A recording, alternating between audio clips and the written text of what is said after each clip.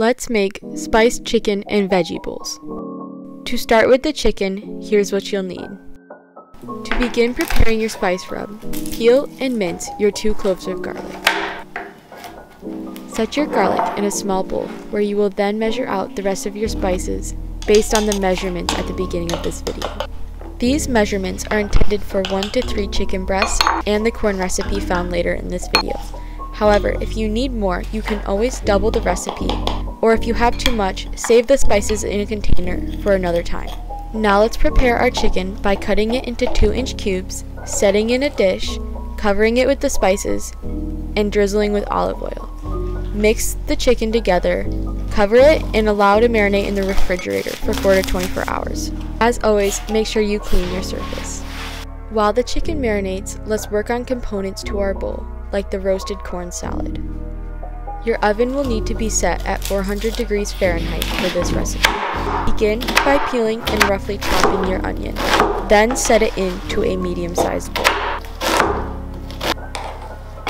Then remove the seeds and membrane from your bell pepper and cut into about the same size as you did the onion. Prepare the jalapeno by cutting off the end and slicing it lengthwise. Removing the seeds and membrane decreases the spice. Wash your hands well afterwards. Next, place your corn and vegetables onto a baking sheet, drizzle with olive oil, and cover with the spices evenly. This is the same spice rub we made earlier.